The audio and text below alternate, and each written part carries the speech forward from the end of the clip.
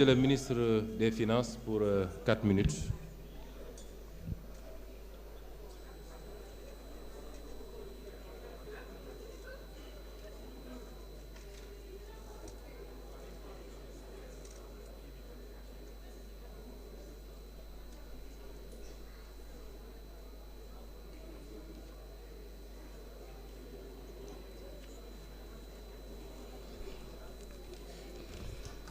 Je vous remercie, Monsieur le Premier ministre.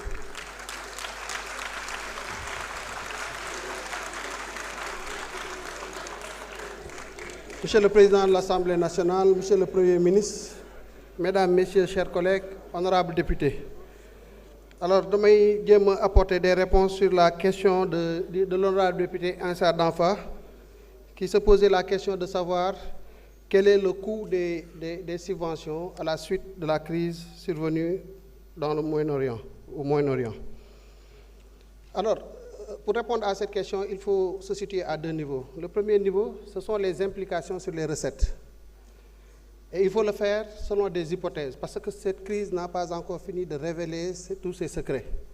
Nous sommes encore à environ 3 à 4 mois de dénouement de cette crise.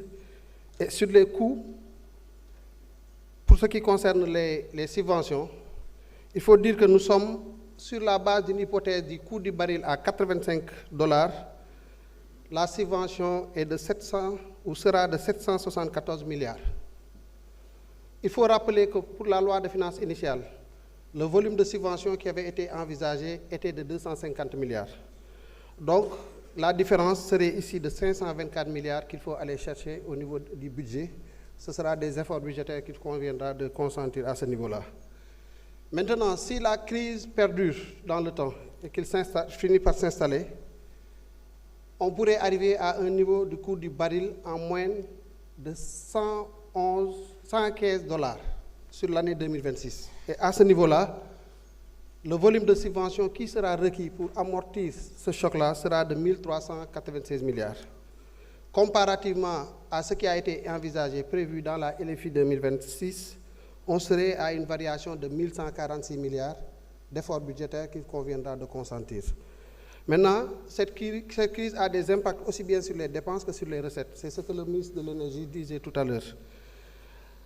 Pour ce qui concerne les recettes, avec l'hypothèse de $85, on serait à un supplément de recettes de 135 milliards qui va passer à 185 milliards si on passe aussi si on tient compte de l'hypothèse du coût du baril à $115. Voilà en tout cas donc la situation telle qu'elle se présente.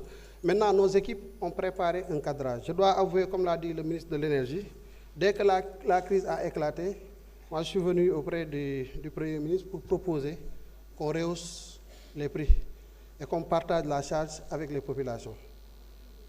La réponse a été jusqu'ici négative. Nous avons mis à jour le cadrage en essayant de proposer, selon les différents scénarios, en tout cas des situations qui nous permettront, toutes choses étant égales par ailleurs, au moins de rester sur la trajectoire de consolidation budgétaire. En tout cas, voilà ce que je voulais dire par rapport un peu aux implications de la crise au Moyen-Orient. Maintenant, pour ce qui concerne le Trésor, peut-être dire un mot. Vous savez, nous sommes dans un contexte assez particulier. Il y a des députés qui ont beaucoup parlé hier, à l'occasion de mon passage ici, des différentes attaques et du contexte qui peut justifier tout cela. Ce que je peux vous dire, c'est qu'il y a des centaines et des centaines d'attaques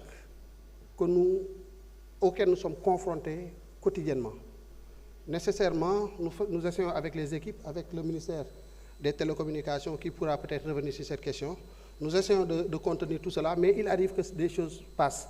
Mais le dispositif que nous avons mis en place sont des dispositifs de réplique qui permettent à chaque fois que ces attaques arrivent à nous impacter, que nous puissions très rapidement nous relever et puis continuer à rendre les services tels que comme nous l'avons fait avec le Trésor. Vous avez compris que les paiements ont repris au niveau des collectivités territoriales, mais au niveau des dépenses importantes pour l'État. Les salaires vont être payés d'ici la fin du week-end.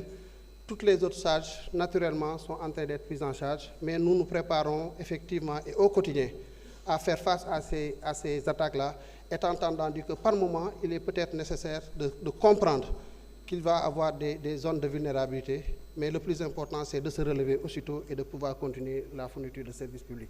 Je vous remercie. Monsieur Aliou Sall, ministre des Télécommunications, pour 4 minutes.